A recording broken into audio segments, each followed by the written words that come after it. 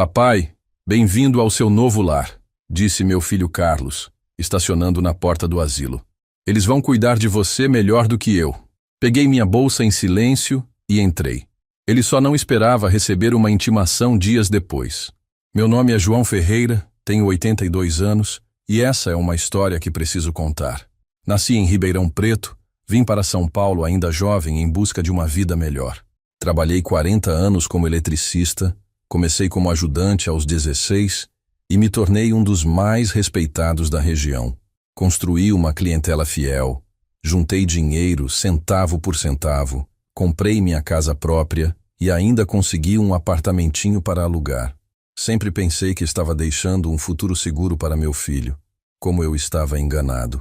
Antes de continuar essa história, gostaria de agradecer ao canal Café com Vovô pela oportunidade de contar o que aconteceu comigo.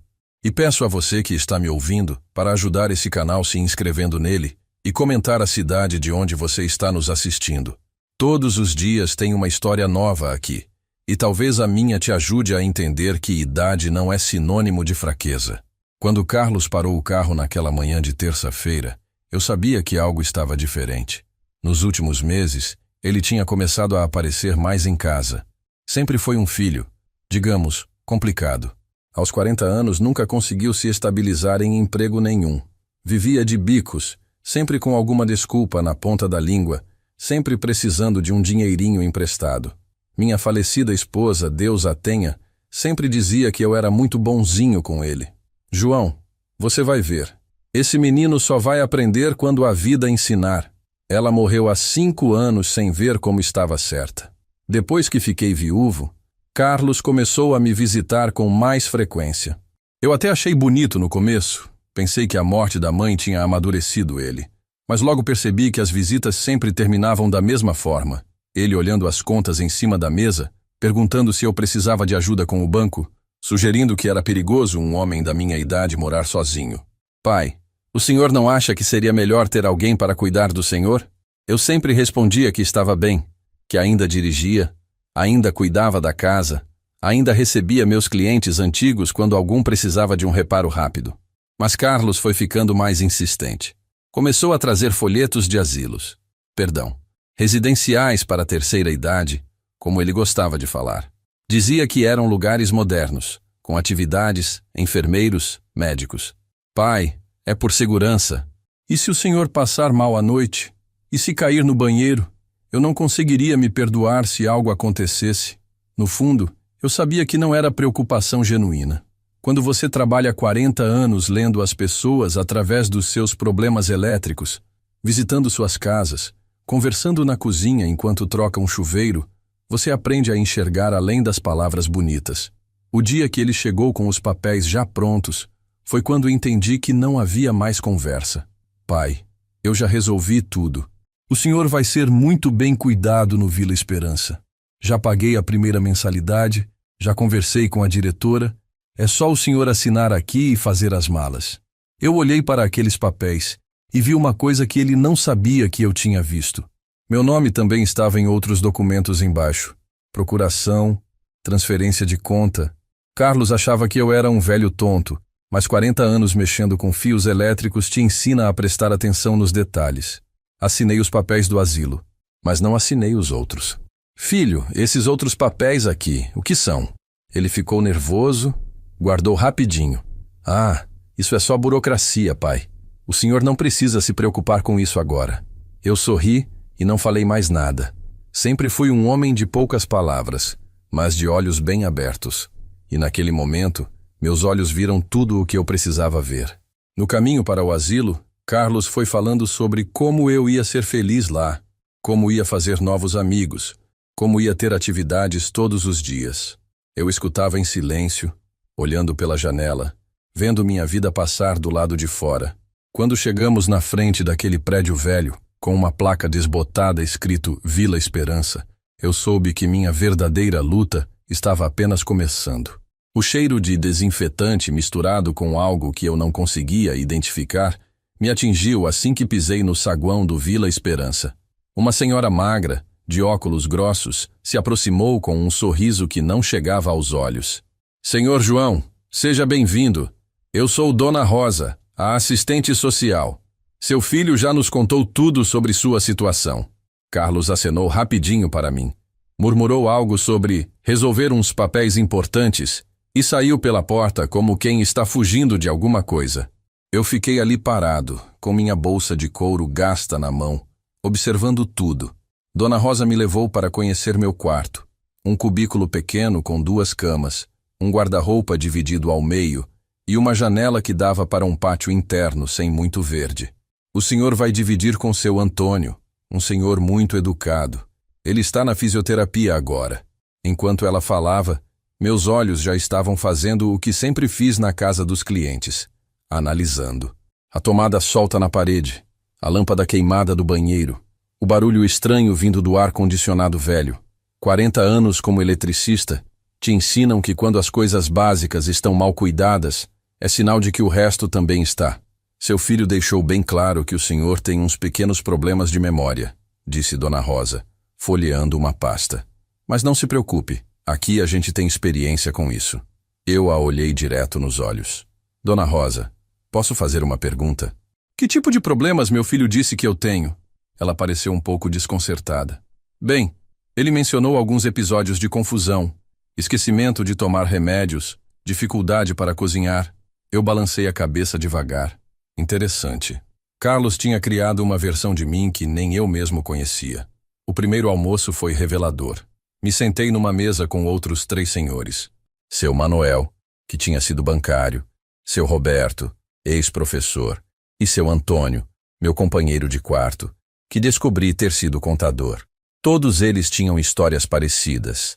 Filhos que apareceram de repente muito preocupados com a segurança dos pais, papéis para assinar, promessas de visitas regulares que nunca aconteceram. Meu filho disse que ia vir todo domingo.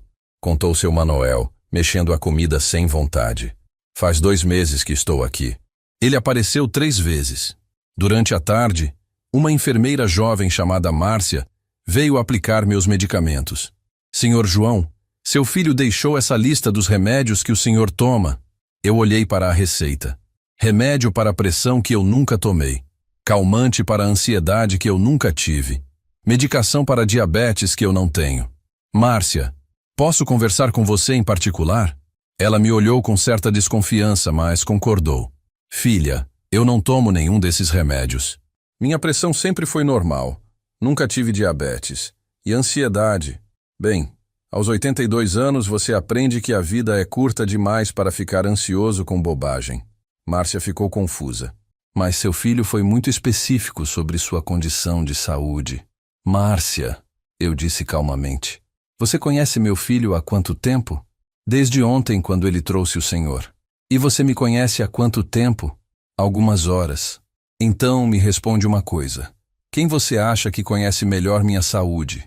Ele ou eu? Ela ficou em silêncio por um momento. Vou conversar com o Dr. Henrique sobre isso, disse ela, guardando os remédios. Naquela noite, deitado na cama ao lado de seu Antônio, escutei histórias que me fizeram entender que eu não era o único ali dentro. Seu Antônio me contou que tinha uma casa no Jardim Paulista, uma poupança considerável, e que de uma hora para outra sua filha decidiu que ele não conseguia mais cuidar de si mesmo. João, sabe o que mais dói? É que eles acham que a gente é burro, que só porque tem 80 anos não entende mais nada. Eu fiquei olhando para o teto, ouvindo a chuva bater na janela. Antônio, posso te fazer uma pergunta?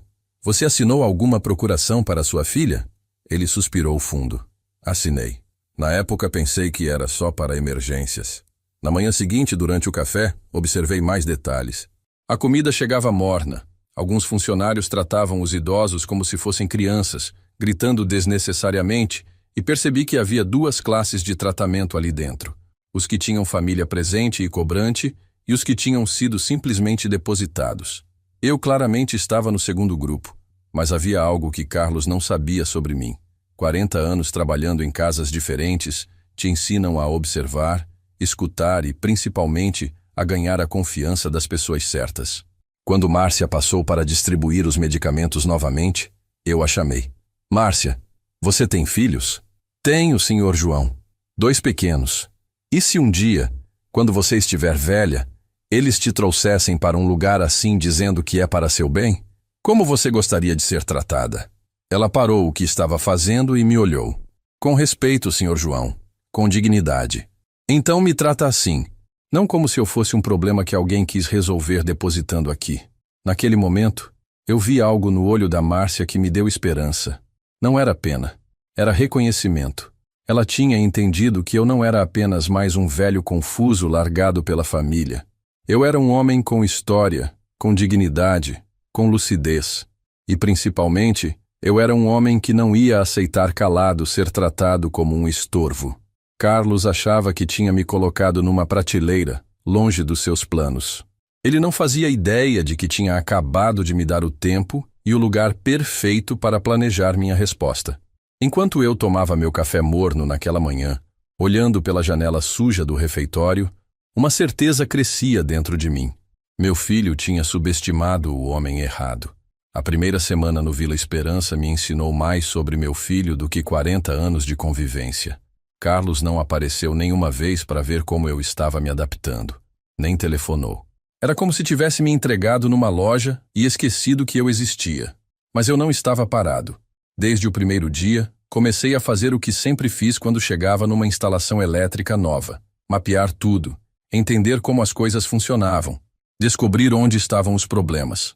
O Dr. Henrique apareceu na quinta-feira para minha primeira consulta médica. Um homem de uns 50 anos, cabelos grisalhos, que me cumprimentou com um aperto de mão firme. Senhor João, vou fazer uma avaliação geral. Sua família mencionou algumas preocupações sobre sua saúde. Ele abriu uma pasta e começou a ler. Vejo aqui que o senhor tem histórico de confusão mental, episódios de agressividade, dificuldade para tomar medicamentos. Deixei ele terminar de ler toda a lista que Carlos tinha inventado sobre mim. Doutor, disse eu com a calma que aprendi em décadas lidando com clientes difíceis. Posso fazer algumas perguntas antes do senhor começar o exame? Ele pareceu surpreso, mas concordou. O senhor já conversou pessoalmente comigo antes de hoje? Não, senhor João. E tudo que o senhor sabe sobre minha condição veio do meu filho? Exato. Então me permita apresentar uma versão diferente da história. Durante os próximos 15 minutos, contei ao doutor Henrique sobre minha vida, meu trabalho, minhas atividades, até o dia que fui internado. Falei sobre os remédios que nunca tomei, sobre a independência que sempre mantive, sobre os clientes que ainda me procuravam para pequenos reparos. Dr. Henrique me examinou com atenção. Testou meus reflexos, minha memória, minha coordenação. Fez perguntas sobre datas, nomes, acontecimentos recentes. Quando terminou, ficou um tempo em silêncio, anotando coisas na minha ficha. Senhor João, vou ser direto com o senhor. Seus exames não condizem com o relatório que recebi. Sua pressão está normal. Seu raciocínio está lúcido. Sua memória está perfeita para sua idade. Ele fechou a pasta. Posso perguntar como o senhor se sente em relação a estar aqui? Doutor, o senhor tem pais? Perguntei. Tenho. Meu pai tem 78 anos. Ainda dirige. Ainda cuida do jardim da casa. E se alguém aparecesse amanhã dizendo que seu pai precisa ser internado, o senhor acreditaria sem investigar? Dr. Henrique me olhou por um longo momento. Entendo seu ponto, senhor João. Vou reavaliar seu caso com mais cuidado. Naquela tarde, durante a atividade recreativa, uma sessão de bingo que mais parecia tratamento para crianças, conheci Dona Aparecida, de 89 anos. Uma senhora lúcida, que tinha sido professora por 50 anos e que estava ali por insistência da neta. João, você reparou que eles nos tratam como se fôssemos todos dementes? Disse ela, sentando ao meu lado. Repare bem, eles falam alto demais, usam palavras simples demais, sorriem demais. É como se a idade automaticamente nos tivesse transformado em pessoas incapazes. Dona Aparecida tinha razão. Observando melhor, percebi que havia um protocolo não escrito ali. Todos os idosos eram tratados da mesma forma, independentemente de sua real condição mental. Era mais fácil para os funcionários ter um padrão único de atendimento do que avaliar cada caso individualmente. Aparecida, posso te fazer uma pergunta? Sua neta te visita? Ela riu amargo. Uma vez por mês, se muito. Vem aqui, fica 15 minutos perguntando se estou tomando os remédios, se estou comendo bem, e vai embora com a consciência limpa. Ela vende imóveis, sabia? Tem uma imobiliária próspera. Fanny, como ela nunca tem tempo para a avó, mas sempre tem tempo para os clientes. Durante o jantar, sentei com seu Manuel, o ex-bancário. Ele estava quieto, mexendo a comida no prato. Manuel, posso perguntar uma coisa? Quando você trabalhava no banco, lidava com conta de pessoas da nossa idade? Ele levantou os olhos. Claro, João. Era gerente por 20 anos. E como funcionava quando alguém queria acessar a conta de um pai ou parente idoso? Seu Manuel parou de comer. Precisava de procuração registrada em cartório, documento de identidade e, dependendo do valor, ainda precisava da presença do titular. Eu assenti. E se o titular contestasse a procuração? Aí complicava. O banco tinha que investigar, às vezes até bloqueava a conta até esclarecer a situação. Essa conversa me deu uma ideia. No outro dia, pedi para falar com Dona Rosa, a assistente social. Dona Rosa, preciso resolver algumas questões bancárias. Posso usar o telefone? Ela me olhou com desconfiança. Senhor João, seu filho orientou que todas as questões financeiras agora passam por ele. Dona Rosa, eu não perguntei se meu filho autorizou. Eu perguntei se posso usar o telefone. Eu sou menor de idade? Sou incapaz? Tenho alguma interdição judicial? Ela ficou sem graça. Não, senhor João. Mas é política da instituição. Política da instituição ou orientação do meu filho. Ela não soube responder. Mais tarde, durante o horário de visitas, observei as famílias que vinham ver seus parentes. Havia dois tipos claramente distintos. Famílias que vinham por amor e famílias que vinham por obrigação. As primeiras ficavam horas, conversavam, traziam coisas de casa, participavam das atividades. As segundas ficavam meia hora, perguntavam coisas básicas para os funcionários e iam embora rapidamente. Eu me enquadrava numa terceira categoria, os esquecidos. Márcia passou para distribuir os medicamentos da noite. Quando chegou até mim, ela hesitou. Senhor João, conversei com o Dr. Henrique sobre seus remédios. E aí? Ele disse que não vê necessidade do senhor tomar a maioria desses medicamentos, especialmente os calmantes. Eu sorri. Márcia, posso te contar algo?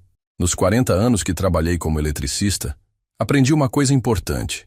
Quando você encontra um fio que não deveria estar lá, você não força a ligação. Você investiga por que ele está lá. Ela me olhou curiosa. E que fio é esse no seu caso? Todos esses remédios que eu nunca precisei, essa internação que eu nunca pedi, essa incapacidade que eu nunca demonstrei. Alguém está forçando ligações que não deveriam existir. Naquela noite, conversei longamente com seu Antônio sobre nossa situação. Antônio, você reparou que nossos filhos seguiram o mesmo roteiro? Primeiro, vieram com a preocupação falsa. Depois, trouxeram os papéis prontos. Terceiro, nos depositaram aqui e desapareceram. Seu Antônio suspirou. João, você acha que isso é planejado? Acho que existem pessoas que ensinam esse roteiro, sim. E acho que nossos filhos não inventaram isso sozinhos. No final daquela segunda semana, eu tinha um quadro claro da situação. Carlos não tinha me internado por preocupação com minha saúde. Ele tinha me tirado de perto da minha casa, das minhas contas, dos meus documentos. Me colocou num lugar onde eu seria tratado como incapaz, onde minhas palavras teriam menos credibilidade, onde eu ficaria isolado de qualquer pessoa que pudesse me ajudar. Era um plano inteligente, devo admitir. Só tinha um problema. Ele subestimou quem era o homem que estava internando. Enquanto eu deitava naquela cama desconfortável, ouvindo os roncos de seu Antônio, comecei a elaborar minha própria estratégia. Carlos achava que tinha me neutralizado. Na verdade, ele tinha me dado exatamente o que eu precisava: tempo para pensar, ambiente para observar e motivação para agir. A diferença entre nós era simples. Ele estava subestimando um homem de 82 anos. Eu estava subestimando um homem de 40 anos que nunca trabalhou sério na vida e que, muito em breve, descobriria que mexer com quem tem experiência de vida pode sair muito caro. Na terceira semana, aconteceu algo que mudou completamente minha perspectiva sobre o Vila Esperança. Era uma terça-feira chuvosa, quando vi Márcia chorando no corredor, tentando se esconder atrás do carrinho de medicamentos. Me aproximei devagar. Márcia, está tudo bem? Ela tentou disfarçar e enxugou os olhos rapidamente. Ah, senhor João, não é nada não. Só um dia difícil. Mas eu não era bobo. 40 anos entrando na casa das pessoas te ensina a reconhecer quando alguém está sofrendo de verdade. Filha, senta aqui comigo um pouco. Puxei 2 cadeiras no corredor vazio. Sabe, quando eu trabalhava como eletricista, às vezes chegava numa casa e a dona estava chorando porque a conta de luz tinha vindo alta demais. Outras vezes era porque o marido tinha perdido o emprego e ela não sabia como ia pagar o conserto do chuveiro. Aprendi que às vezes as pessoas só precisam de alguém para escutar. Márcia me olhou com aqueles olhos vermelhos e desabou. Senhor João, eu não aguento mais ver como vocês são tratados aqui dentro. Ela começou a contar coisas que me fizeram entender a dimensão real do problema. A administração cobra das famílias como se fosse um hotel 5 estrelas, mas corta custos em tudo. A comida é de 5ª categoria. Tem paciente que fica dias sem banho porque não tem funcionário suficiente. Os remédios às vezes chegam vencidos. Márcia olhou para os lados, verificando se ninguém estava ouvindo. E tem família que interna os pais aqui só para se livrar deles, senhor João. Eles sabem que a qualidade é ruim, mas é mais barato que contratar cuidador em casa. Márcia, perguntei calmamente, e quando vocês percebem que um idoso foi internado sem necessidade real? Ela suspirou fundo. Oficialmente, a gente deveria reportar para a assistência social. Na prática, ela fez uma pausa. Na prática, a direção prefere não fazer ondas. Cliente pagando é cliente satisfeito. Não importa como chegou aqui. Naquele momento, entendi que eu não estava apenas lutando contra meu filho. Estava lutando contra um sistema inteiro que lucrava com o abandono de pessoas como eu. Naquela tarde, durante a visita médica, Dr. Henrique trouxe uma novidade. Senhor João, preciso conversar com o senhor sobre uma situação delicada. Ele se sentou na minha frente com uma expressão séria. Recebi um telefonema do seu filho hoje. Ele quer autorização para aumentar sua medicação. Meu sangue gelou. Que tipo de medicação? Calmantes mais fortes, estabilizadores de humor. Ele disse que você tem apresentado comportamento agressivo, que tem questionado muito as regras da instituição. Olhei direto nos olhos do Dr. Henrique. Doutor, em algum momento o senhor me viu agressivo? Não, senhor João. Me viu questionando regras abusivas ou questionando regras razoáveis? Ele ficou pensativo. O senhor tem questionado procedimentos que realmente não fazem sentido para seu caso específico. Então me explica uma coisa. Por que meu filho, que não aparece aqui há 3 semanas, saberia sobre meu comportamento melhor que o senhor, que me examina toda semana? Dr. Henrique fechou a pasta. Senhor João, posso fazer uma pergunta pessoal? Qual era sua relação com seu filho antes de vir para cá? Respirei fundo. Era hora de ser completamente honesto. Doutor, meu filho tem 40 anos e nunca conseguiu se estabilizar na vida. Desde que a mãe dele morreu, ele começou a aparecer mais em casa, sempre interessado nas minhas finanças, sempre sugerindo que eu precisava de ajuda. Quando eu comecei a resistir às investidas dele, ele intensificou a pressão para me internar. Que tipo de investidas? Perguntou o médico. Ele queria que eu assinasse uma procuração geral, queria acesso à minha conta bancária, ficava insistindo para eu fazer testamento. Quando recusei, de repente eu virei um velho confuso que precisava ser internado. Dr. Henrique anotou tudo cuidadosamente. Senhor João, o senhor tem alguma documentação que comprove sua situação financeira? Tenho.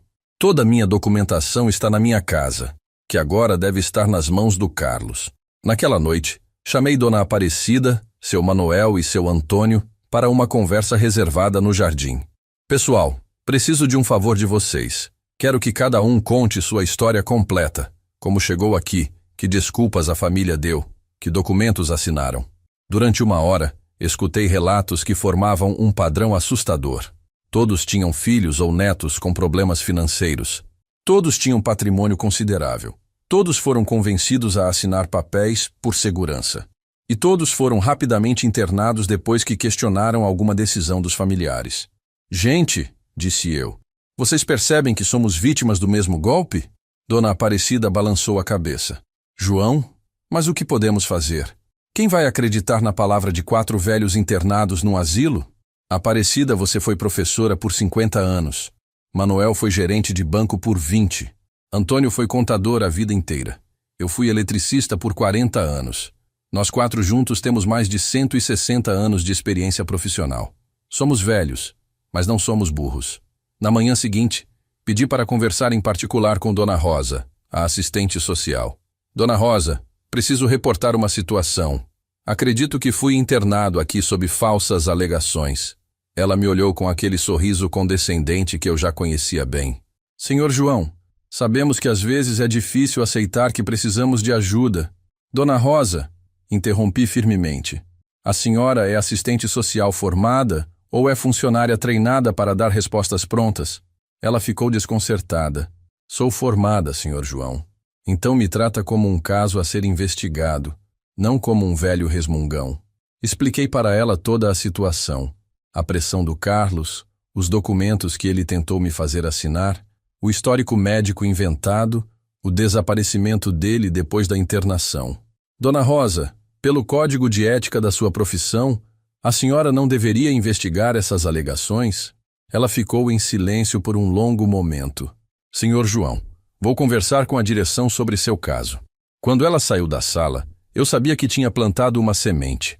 Talvez não fosse suficiente. Talvez ela optasse pelo caminho mais fácil e ignorasse minhas preocupações.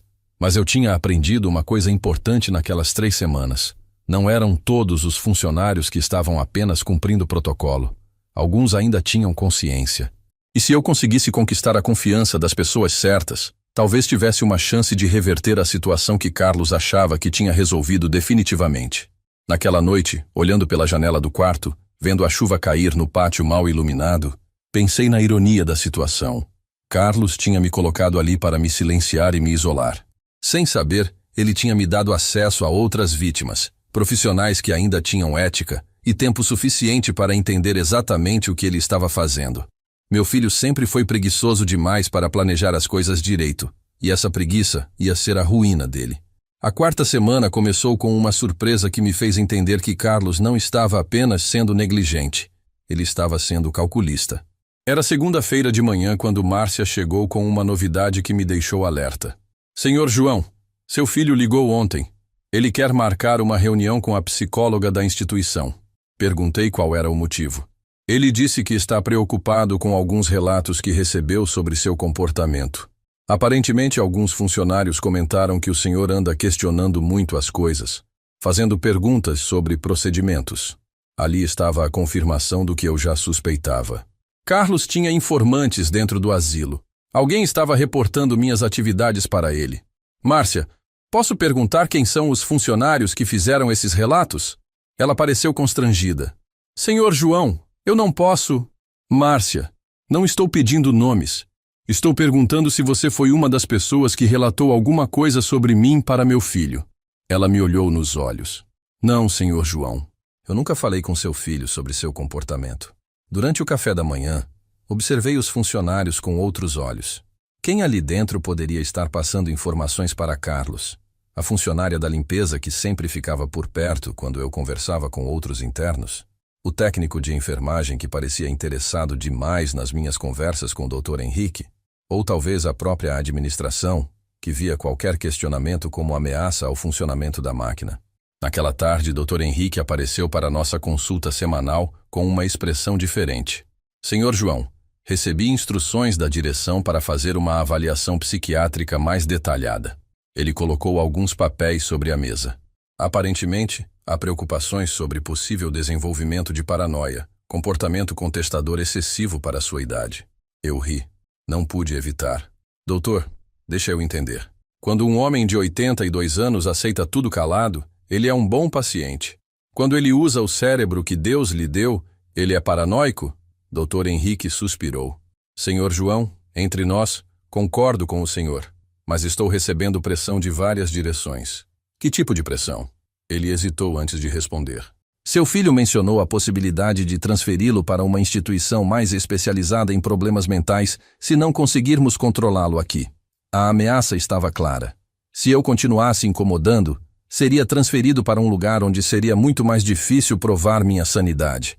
Naquele momento, tomei uma decisão que mudaria tudo. Doutor, posso fazer uma proposta? Me dê uma semana. Se em uma semana eu conseguir provar que estou sendo vítima de uma situação fraudulenta, o senhor me ajuda a sair daqui. Se eu não conseguir, aceito qualquer tratamento que acharem necessário. Dr. Henrique me olhou intrigado. O que exatamente o senhor pretende fazer em uma semana? Provar que meu filho não me internou por preocupação médica. Ele me internou para ter acesso ao meu patrimônio. Naquela noite, reuni novamente meu grupo, Dona Aparecida, seu Manuel e seu Antônio. Pessoal, chegou a hora de pararmos de ser vítimas e começarmos a ser detetives. Expliquei a situação da ameaça de transferência e minha aposta com o Dr. Henrique. Cada um de vocês vai fazer uma tarefa específica. Aparecida, você foi professora, sabe lidar com pessoas. Quero que converse com todos os funcionários que você confia e descubra quem está passando informações para as nossas famílias. Manuel, você entende de sistema bancário. Preciso que me ajude a entender como posso verificar o que está acontecendo com minhas contas sem ter acesso físico a elas. Seu Manuel acenou. João, existem algumas possibilidades. Se você lembrar de dados específicos da conta, podemos tentar contato telefônico com o banco. Antônio, você é contador. Preciso que me ajude a organizar todas as informações que temos sobre nossos casos. Se realmente existe um padrão, você vai conseguir documentar isso de forma que qualquer autoridade entenda. Durante os próximos 2 dias, nosso grupo trabalhou como uma equipe de investigação. Dona Aparecida descobriu que havia sim um funcionário específico, um técnico de enfermagem chamado Rogério, que tinha contatos próximos com várias famílias. João, ele não trabalha apenas aqui. Tem um negócio paralelo prestando consultoria para famílias sobre como internar parentes idosos. A informação era ouro puro. Seu Manuel conseguiu, com a ajuda de Márcia, fazer uma ligação para meu banco. João, sua conta foi movimentada várias vezes nas últimas semanas. Transferências, saques, até assinatura de empréstimo. Meu sangue ferveu. Empréstimo? Pelo que consegui apurar, alguém com procuração em seu nome fez um empréstimo usando sua casa como garantia. Carlos não estava apenas gastando meu dinheiro. Ele estava me endividando. Seu Antônio organizou tudo numa pasta improvisada. João, olhando nossos 4 casos, o padrão é idêntico. Pressão psicológica, criação de histórico médico falso, internação rápida e, em seguida, movimentação financeira intensa. Ele me mostrou uma planilha que tinha feito à mão. Se apresentarmos isso para as autoridades certas, não tem como negar que existe um esquema sistemático. Na sexta-feira daquela semana, pedi uma reunião com Dona Rosa. Desta vez, não fui como um idoso confuso pedindo ajuda. Fui como um homem preparado apresentando evidências. Dona Rosa, descobri algumas informações que a senhora precisa saber. Coloquei na mesa dela toda a documentação que seu Antônio tinha organizado. Existe um funcionário desta instituição que está operando um esquema de facilitação de internações fraudulentas. Dona Rosa examinou os papéis em silêncio. Quando terminou de ler, ela me olhou com uma expressão completamente diferente. Senhor João, isso é muito sério. Se isso for verdade, é verdade, Dona Rosa. E a senhora sabe disso. A pergunta agora é, a senhora vai fazer parte da solução ou vai continuar fingindo que não vê? Ela ficou um longo tempo em silêncio. Senhor João, vou precisar reportar isso para autoridades externas. A direção não vai gostar. Dona Rosa, disse eu, levantando da cadeira, quando você se formou em serviço social, fez algum juramento? Fiz. Incluía proteger pessoas vulneráveis? Incluía. Então chegou a hora de honrar esse juramento, porque se a senhora não fizer nada, vai ser cúmplice de um crime que está acontecendo debaixo do seu nariz. Quando saí da sala dela, eu sabia que tinha vencido a primeira batalha. Dona Rosa ia agir. E quando as autoridades começassem a investigar o Vila Esperança, iam descobrir muito mais do que apenas meu caso. Carlos achava que tinha me neutralizado colocando-me ali dentro. Na verdade, ele tinha me colocado exatamente no lugar onde eu podia expor todo o esquema que ele e outros como ele estavam usando para roubar de pessoas idosas. A semana que Dr. Henrique me tinha dado estava terminando, e eu tinha cumprido minha parte do acordo. Na segunda-feira da 5ª semana, aconteceu algo que confirmou todas as minhas suspeitas sobre Carlos. Márcia chegou no meu quarto com uma expressão tensa. Senhor João, seu filho está aqui. Ele quer falar com a direção e depois com o senhor. Depois de quase 1 mês sumido, ele aparecia justamente quando eu estava mexendo com o esquema. Coincidência? Eu duvidava muito. Meia hora depois ouvi a voz dele no corredor conversando com alguém da administração. Meu pai sempre foi teimoso, mas agora está ficando agressivo, paranoico. Os funcionários me ligaram preocupados. Mentiras sobre mentiras. Esperei ele chegar no meu quarto. Quando entrou, veio com aquele sorriso falso que eu conhecia desde criança. Oi, pai. Como está se sentindo? Como se nada tivesse acontecido. Como se não tivesse me abandonado ali por um mês inteiro. Estou bem, Carlos. Aliás, estava com saudades. Quase um mês sem notícias suas. Ele teve a cara de pau de parecer constrangido. Pai, o senhor sabe como é. Trabalho, correria. Mas vim assim que soube que o senhor anda meio agitado. Agitado. Interessante escolha de palavras. Carlos, posso perguntar quem te contou que estou agitado? Ah, alguns funcionários ligaram. Disseram que o senhor anda questionando muito, incomodando. Ali estava a confirmação de que ele tinha informantes. Resolvi testar o terreno. Carlos, como anda nossa casa? Ele ficou ligeiramente tenso. Está tudo bem, pai. Estou cuidando de tudo. E minhas contas no banco? Também estou resolvendo tudo. O senhor não precisa se preocupar com essas coisas. Respirei fundo. Era hora de mostrar que eu não era o velho tonto que ele imaginava. Carlos, você fez algum empréstimo em meu nome? A cor sumiu do rosto dele. Pai, não sei do que o senhor está falando. Carlos, senta aqui. Apontei para a cadeira ao lado da cama. Vou te contar uma história. 40 anos trabalhando como eletricista me ensinaram uma coisa importante. Quando você encontra um curto-circuito, não adianta trocar apenas o fusível. Você tem que descobrir onde está o problema no circuito inteiro. Ele me olhava sem entender aonde eu queria chegar. Filho, você acha que eu sou burro? Claro que não, pai. Então me explica por que você inventou um histórico médico falso para me internar aqui. Me explica por que você desapareceu durante um mês. Me explica por que você fez empréstimo usando minha casa como garantia. A cada palavra, Carlos ficava mais pálido. Pai, eu não sei o que andaram falando para o senhor, mas... Carlos, ninguém me falou nada. Eu descobri sozinho. Sabe por quê? Porque você me subestimou. Carlos tentou retomar o controle da situação. Pai, o senhor está vendo? É exatamente isso que me preocupa. Esse tipo de paranoia, essas acusações sem fundamento. Ele levantou da cadeira. Vou conversar com o médico sobre aumentar sua medicação. Foi aí que ele cometeu o erro fatal. Ao ameaçar me medicar para me calar, ele confirmou que tudo o que eu suspeitava era verdade. Carlos, antes de você sair, quero te apresentar algumas pessoas. Chamei Dona Aparecida, seu Manoel e seu Antônio para entrarem no quarto. Carlos, estes são meus amigos. Dona Aparecida foi professora por 50 anos, seu Manoel foi gerente de banco por 20, seu Antônio foi contador a vida toda. Carlos olhou para ele sem entender. Nós 4 decidimos investigar por que fomos parar aqui e descobrimos coisas muito interessantes. Seu Antônio abriu a pasta que tínhamos preparado. Jovem, seu pai não é o único que foi vítima desse esquema. Todos nós fomos internados sob alegações falsas. Todos tivemos movimentações bancárias suspeitas. Todos fomos isolados das nossas vidas financeiras. Carlos estava visivelmente nervoso agora. Olha, eu não sei que tipo de teoria vocês inventaram, mas... Carlos, interrompi. Não é teoria, é realidade documentada. Dona Aparecida se aproximou dele. Jovem, trabalhei 50 anos educando pessoas como você. Sei reconhecer quando alguém está mentindo. Ela apontou para os papéis. Tudo está aqui. O padrão, as datas, os procedimentos idênticos. Seu pai nos ajudou a descobrir que existe um funcionário aqui dentro, facilitando esse tipo de situação. Carlos olhou para a porta como se quisesse correr. Eu preciso ir embora. Tenho compromissos. Carlos, antes de você ir, tem uma coisa que preciso te contar. Ele parou na porta. Dona Rosa, a assistente social, já reportou o nosso caso para as autoridades competentes.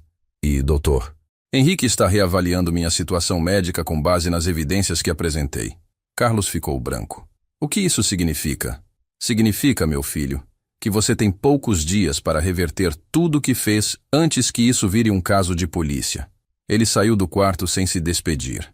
Pelos próximos 10 minutos, escutamos ele gritando no corredor com alguém da administração, exigindo que aumentassem minha medicação, que me transferissem para outro lugar, que fizessem alguma coisa para me controlar.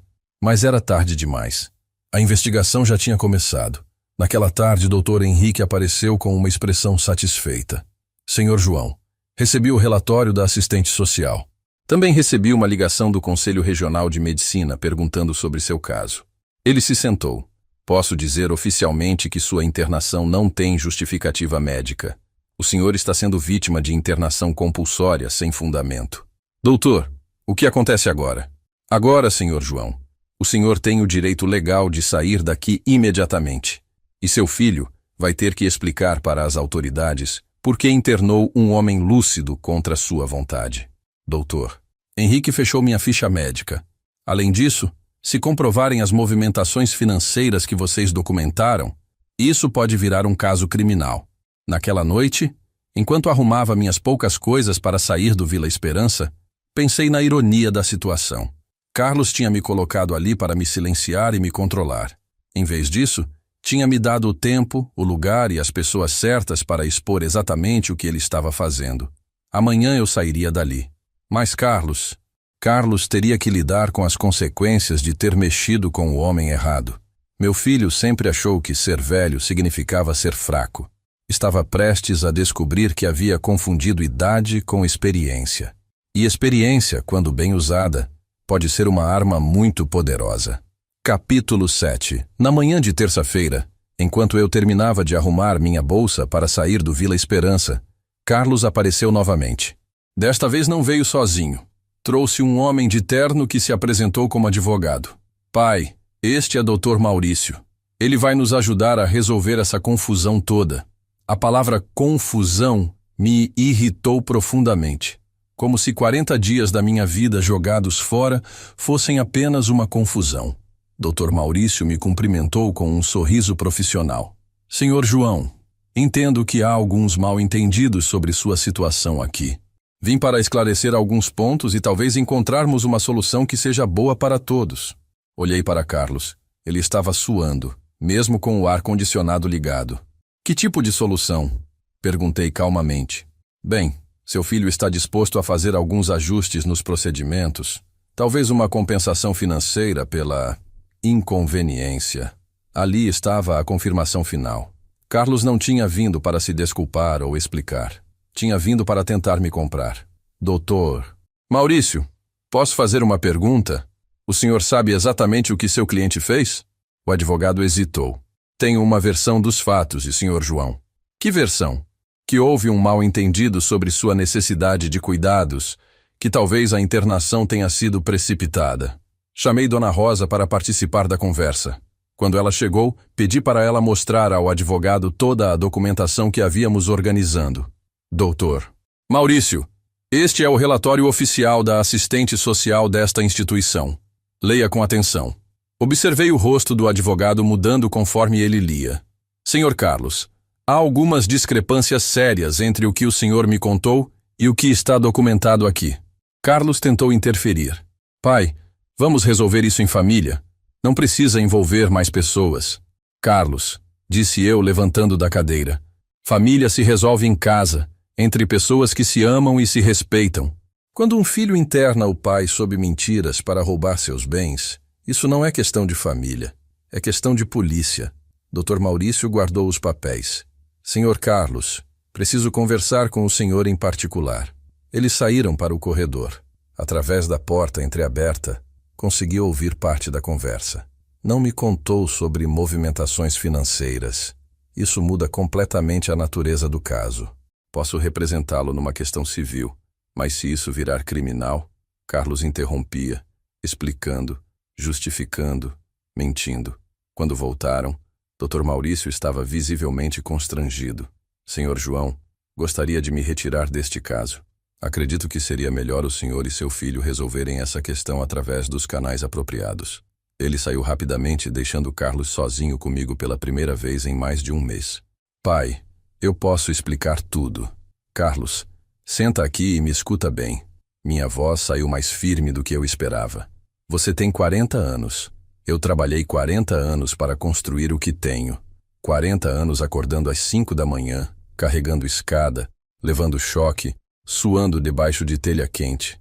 Sabe por quê? Para deixar uma vida digna para você. Carlos baixou a cabeça. Pai, eu estava com problemas financeiros. E quando você estava com problemas financeiros antes, o que eu fazia? Me ajudava. Exato. Sempre te ajudei. Sempre. Mas desta vez, em vez de vir conversar comigo como homem, você preferiu me tratar como um estorvo que precisava ser removido do caminho. Puxei uma cadeira para sentar na frente dele. Carlos, você sabe o que mais me doeu? Não foi você ter me colocado aqui. Foi você ter inventado que eu era doente mental. Foi você ter espalhado para os funcionários que eu era agressivo, paranoico. Você não apenas me roubou, Carlos. Você tentou destruir minha dignidade. Carlos começou a chorar. Lágrimas de desespero, não de arrependimento. Pai, eu vou devolver tudo. Vou cancelar o empréstimo. Vou transferir tudo de volta. Carlos, você acha que é só questão de dinheiro? Me levantei e fui até a janela. Você me fez passar 40 dias achando que estava perdendo a cabeça. 40 dias dormindo numa cama de hospital, tomando medicação que eu não precisava, sendo tratado como incapaz. Carlos, sabe qual é a diferença entre nós dois? Ele me olhou com os olhos vermelhos. Quando eu tinha sua idade, trabalhava para construir algo para minha família. Você, aos 40 anos, trabalha para destruir o que sua família construiu. Respirei fundo. E sabe o que é pior? Você não estava destruindo apenas meu patrimônio. Você estava destruindo a lembrança que eu tinha de você como meu filho. Naquele momento, o Dr. Henrique apareceu na porta. Senhor João, sua documentação de alta está pronta. O senhor pode sair quando quiser. Carlos se levantou rapidamente. Pai, onde o senhor vai ficar? A casa está... A casa está o quê, Carlos? Vendida? Hipotecada? Alugada? Ele não respondeu. Não se preocupa comigo. 40 anos como eletricista me ensinaram a sempre ter um plano B. Peguei minha bolsa e caminhei em direção à porta. Carlos, você quis me tirar do caminho para facilitar seus planos. Conseguiu. Agora vai ter que lidar com as consequências dos seus atos sem a interferência do seu pai senil. Parei na porta e o encarei uma última vez. Ah, e Carlos, aquela intimação que você recebeu era só o começo. Saí do Vila Esperança naquela tarde com a certeza de que Carlos finalmente entenderia a diferença entre mexer com um homem fraco e mexer com um homem experiente. Durante 40 dias, ele achou que tinha me neutralizado. Na verdade, tinha me dado o tempo necessário para preparar uma resposta que ele nunca esqueceria. Enquanto o táxi me levava embora daquele lugar, olhei pelo retrovisor e vi Carlos parado na porta, falando desesperadamente no telefone. Provavelmente tentando encontrar outro advogado, ou talvez ligando para alguém que o ajudasse a reverter o estrago. Mas era tarde demais. A máquina da justiça já tinha sido acionada, e dessa vez ele teria que enfrentar as consequências sozinho. Meu filho tinha esquecido uma lição básica que eu aprendi em décadas de trabalho. Quando você mexe com a instalação elétrica sem saber o que está fazendo, mais cedo ou mais tarde, vai levar um choque. O táxi me deixou na porta da casa de seu Manuel, o ex-gerente bancário que conheci no asilo.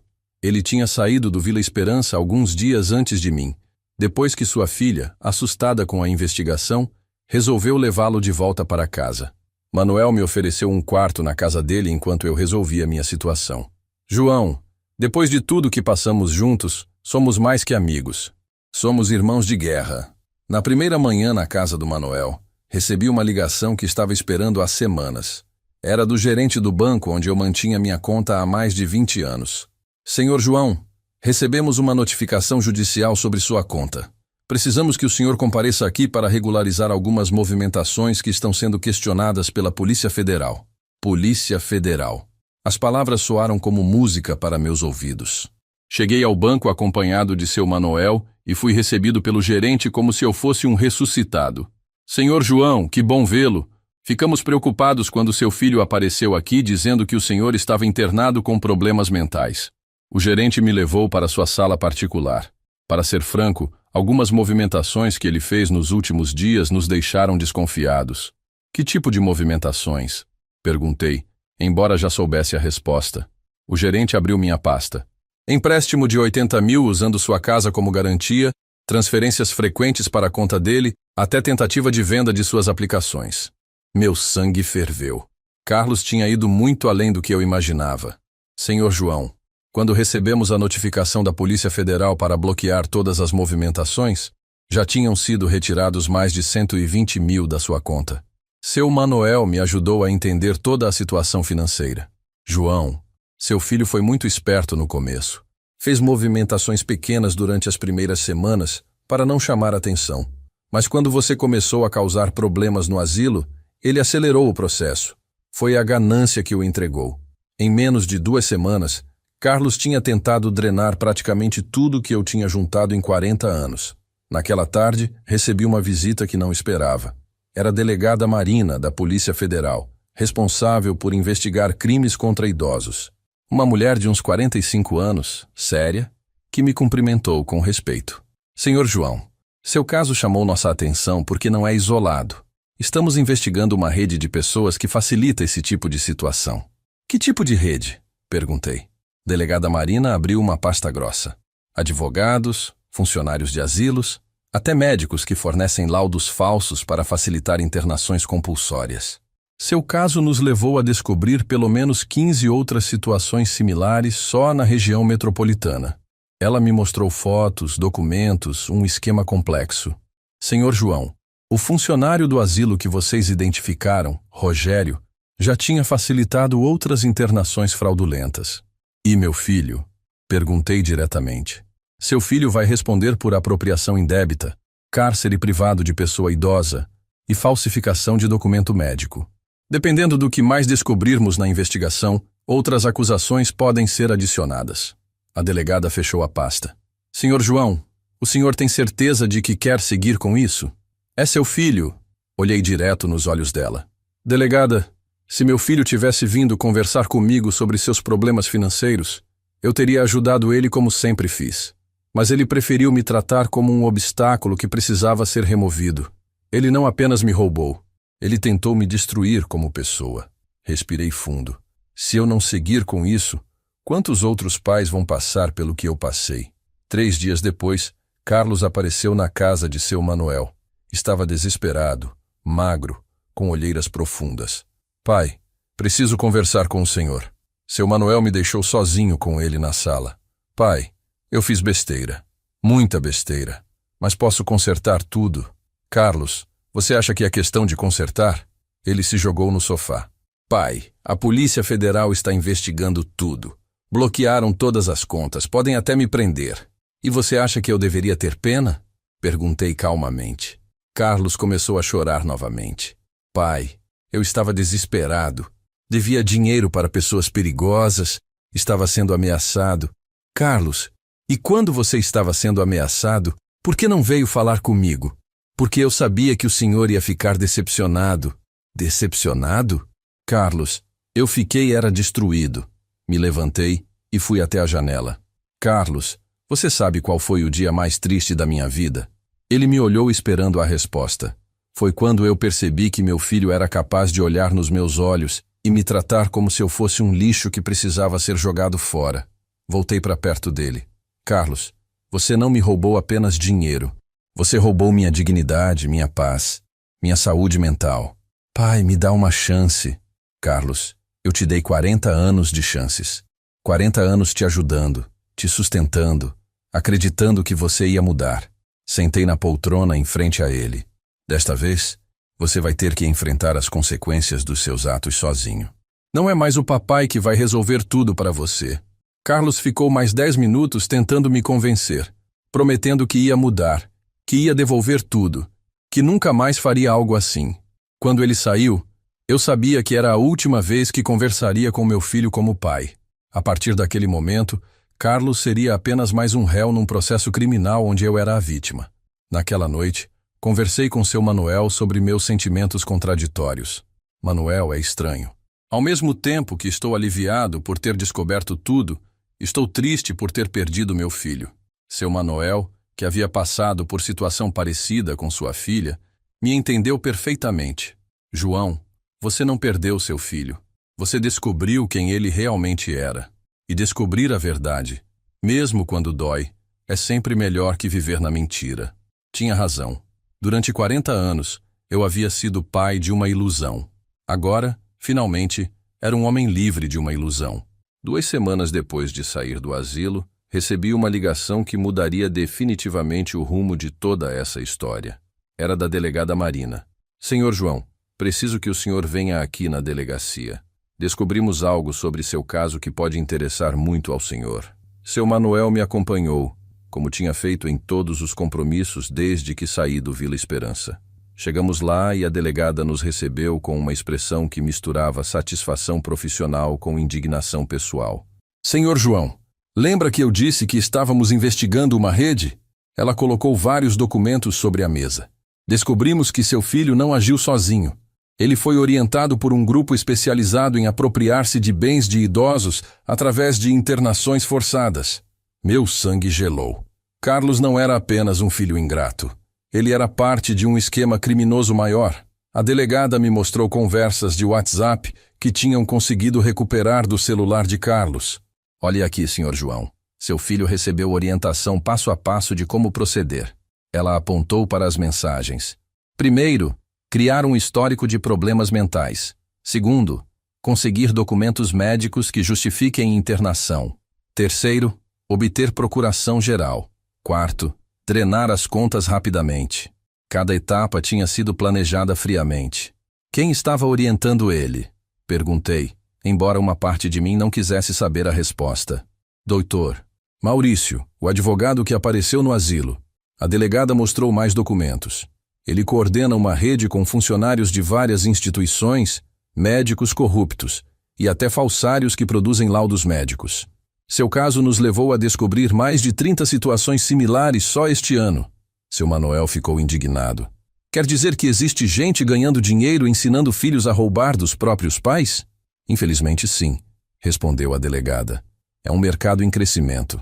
Com o envelhecimento da população e o aumento de patrimônio dos idosos, surgiu essa modalidade criminosa. Ela me olhou diretamente. Senhor João, seu filho pagou 15 mil reais pelos serviços de consultoria dessa rede. A informação me atingiu como um soco no estômago. Carlos não apenas tinha me roubado por impulso ou desespero. Ele havia investido dinheiro, provavelmente emprestado de agiotas, para aprender como roubar de mim de forma eficiente. Delegada, isso significa que tudo foi premeditado? Completamente. As visitas mais frequentes nos últimos meses, a pressão para assinar documentos, até a escolha do Vila Esperança, tudo foi orientado por essa rede. Naquele momento, qualquer resquício de pena que eu pudesse sentir por Carlos desapareceu completamente. Uma coisa era um filho desesperado cometendo um erro por impulso. Outra coisa muito diferente era um filho que planejou friamente destruir a vida do próprio pai. E agora? Perguntei. Agora, Sr. João, seu caso virou a ponta do iceberg de uma investigação muito maior. Carlos será preso, assim como toda a rede. 2 horas depois, saímos da delegacia com a certeza de que a justiça seria feita de forma muito mais ampla do que eu imaginava. Carlos não seria apenas punido pelo que fez comigo. Seria punido por fazer parte de um esquema que destroçou dezenas de famílias. Seu Manuel ficou em silêncio durante todo o trajeto de volta. Quando chegamos em casa, ele finalmente falou: João, você percebe que se não tivesse reagido, nunca teríamos descoberto isso? Naquela noite, recebi uma ligação inesperada. Era a dona Aparecida, a ex-professora do asilo. João, você viu o jornal hoje? Não tinha visto. Saiu uma matéria enorme sobre a prisão de uma quadrilha especializada em roubar idosos. Seu nome está citado como a pessoa que denunciou o esquema. Ela estava eufórica. João, você não apenas se salvou, você salvou dezenas de outros idosos que seriam vítimas dessa gente. No dia seguinte, jornalistas começaram a me procurar. Queriam entrevistas sobre como descobri o esquema, como tive coragem de denunciar o próprio filho, que conselho daria para outros idosos. A princípio, eu não queria falar com imprensa nenhuma, mas seu Manuel me convenceu. João, sua história pode ajudar outras pessoas a não passarem pelo que você passou. A primeira entrevista foi para um programa de rádio local. O apresentador me tratou com respeito, fez perguntas inteligentes, me deixou contar a história do meu jeito. Durante a entrevista, falei uma frase que não sabia que se tornaria marca registrada. Idade não é sinônimo de fraqueza. Às vezes, é sinônimo de experiência suficiente para não ser mais enganado. Nas semanas seguintes, Recebi cartas de idosos do país inteiro. Alguns contando situações similares que estavam vivendo, outros agradecendo por ter tido coragem de denunciar, outros ainda pedindo conselhos sobre como se proteger de filhos interesseiros. Uma carta em particular me marcou. Era de uma senhora de 75 anos de Curitiba, que disse que minha história a ajudou a descobrir que o genro estava tentando aplicar o mesmo golpe nela. 2 meses após sair do asilo, eu tinha recuperado todo o meu dinheiro. Minha casa havia sido liberada do empréstimo fraudulento e Carlos estava preso aguardando julgamento junto com os outros membros da rede. Mais importante que isso, eu tinha recuperado minha dignidade e descoberto que, aos 82 anos, ainda podia fazer a diferença na vida de outras pessoas. O que começou como uma tentativa do meu filho de me silenciar, acabou se transformando na minha maior vitória. Carlos queria me tirar do caminho. Em vez disso, me colocou exatamente onde eu precisava estar para expor a verdade e ajudar outras pessoas. Às vezes, a vida tem dessas ironias. E nesse caso, foi uma ironia que fez toda a diferença. 6 meses depois de sair do Vila Esperança, minha vida tinha tomado um rumo que eu jamais imaginei aos 82 anos.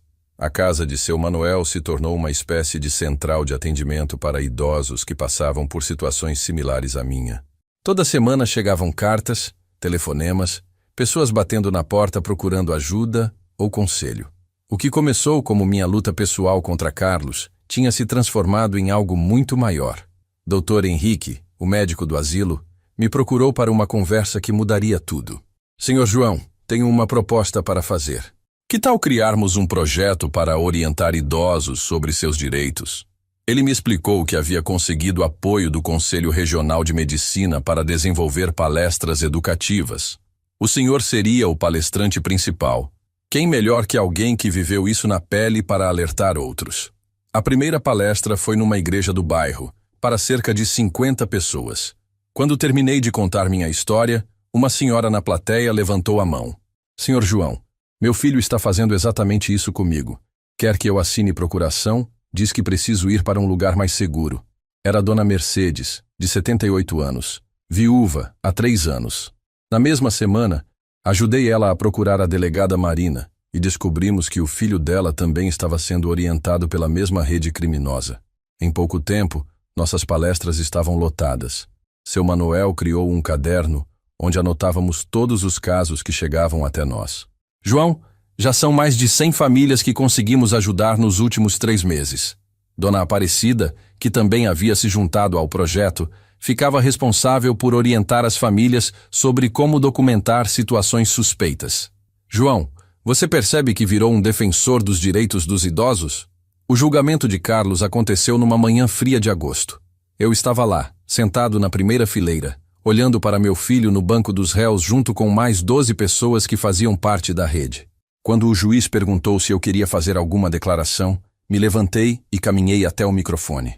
O salão ficou em silêncio absoluto. Meritíssimo, eu não vim aqui buscar vingança contra meu filho. Vim buscar justiça para todos os idosos que foram vítimas desse esquema. Olhei para Carlos, que mantinha a cabeça baixa. Durante 40 anos, acreditei que estava criando um homem de caráter. Descobri que estava sustentando alguém que via minha idade como oportunidade para me explorar. Minha voz saiu firme, sem raiva, apenas com a tristeza de uma constatação. Mas quero dizer para este tribunal que, apesar da dor de ter sido traído por meu próprio filho, essa experiência me ensinou algo importante. Olhei para a plateia lotada de idosos que tinham vindo me apoiar. Me ensinou que nossa sociedade precisa entender que idade não é sinônimo de incapacidade. Me ensinou que nós, idosos, temos o direito e o dever de nos defender quando necessário. O juiz condenou Carlos a 6 anos de prisão. A rede inteira foi desmantelada, com penas que variaram de 4 a 12 anos. Dr. Maurício, o advogado que coordenava o esquema, recebeu a pena máxima. Quando saí do tribunal, jornalistas me cercaram para perguntar como me sentia. Me sinto em paz. Justiça foi feita não apenas para mim, mas para todas as vítimas. Hoje, 2 anos depois, coordeno um projeto que se espalhou por todo o país.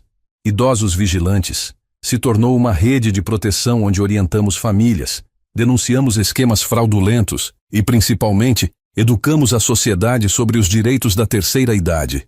Sua Aparecida virou minha parceira inseparável, seu Manuel cuida da parte administrativa e até Márcia, a enfermeira do asilo, se juntou ao grupo como voluntária. Carlos cumpre pena numa penitenciária estadual. Nunca fui visitá-lo. Nunca recebi uma carta dele pedindo desculpas. Soube por terceiros que ele ainda culpa outros pela situação, que não assume completamente a responsabilidade pelo que fez. Algumas pessoas me perguntam se não sinto falta dele, se não tenho vontade de perdoar. Minha resposta é sempre a mesma. Perdoar não significa aceitar o inaceitável. Significa seguir em frente sem carregar o peso do ódio. Na semana passada, recebi uma carta especial. Era de um homem de 45 anos de Porto Alegre que disse: Senhor João, assisti sua entrevista na televisão e percebi que estava fazendo com meu pai exatamente o que seu filho fez com o senhor. Sua história me fez refletir e mudar completamente minha atitude. Hoje cuido do meu pai com o amor e respeito que ele merece. Obrigado por ter tido a coragem de contar sua história. Quando leio cartas como essa, entendo que toda a dor que passei teve um propósito maior. Carlos queria me silenciar colocando-me naquele asilo. Em vez disso, me deu a plataforma e a credibilidade para me tornar uma voz ativa na defesa dos direitos dos idosos. Aos 84 anos, descobri que ainda tinha muito a contribuir com a sociedade. E o mais importante, descobri que experiência de vida, quando bem usada, pode ser a mais poderosa das armas contra a injustiça. Se você está me ouvindo e reconhece sua própria história no que contei, saiba que você não está sozinho. Idade é experiência, não fraqueza. E nunca é tarde para fazer justiça. Comenta aí se isso já aconteceu contigo ou com alguém da sua família. Alguém precisa ouvir essa história e saber que é possível, sim, se defender. Que é possível, sim, buscar justiça. E que nunca, nunca mesmo, devemos aceitar ser tratados como descartáveis só porque temos mais anos de vida.